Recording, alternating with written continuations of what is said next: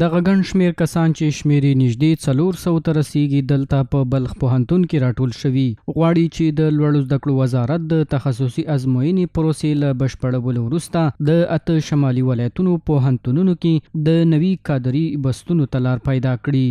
دا نوي بسته دي، نوي بستونه مو اعلان ته ورکړي دي، 48 ډپارټمنټه دي او الحمدلله موږ و د طالبانو ته هم د اطمینان ورکړ چې انشاءالله دغه پروسه به 100% کې په شفاف طریقه سره په شفاف ډول سره انشاءالله هغه پای ته رسیږي.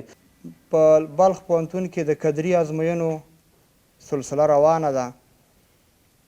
دا داسې یو اقدام ده چې دغه نوي نسل استعداد او وړتیا دا کتل کیږي او د هغوی دغه استعدادونو او وړتیاو ته په کتلو په پوهنتونونو کې د استادانو په حیث باندې ګمارل کیږي.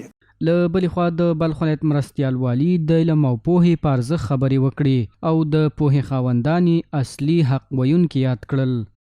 ما شما باید به یکدیگر توسعه حق را بکنیم که این مهم است که توسعه حق از مفهوم قرآن، از مفهوم حدیث، از مفهوم فقه حنفی، از عقیده، اخلاص، اطاعت، از این چیزا در بین ما و شما کسا مکالمه داشته باشیم، توسعه حق به یکدیگر بکنیم.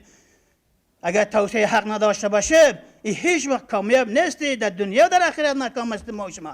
د یادونې وړ ده له ازموینې تیرولو وروسته به بریالي کسان د بلخ په ګډون د جوزجان، سرپل، فاریاب، سمنګان، بدخشان او د بغلان ولایت پوهنتون اړوند کادري بستونو لپاره پر دندو وګمارل شي.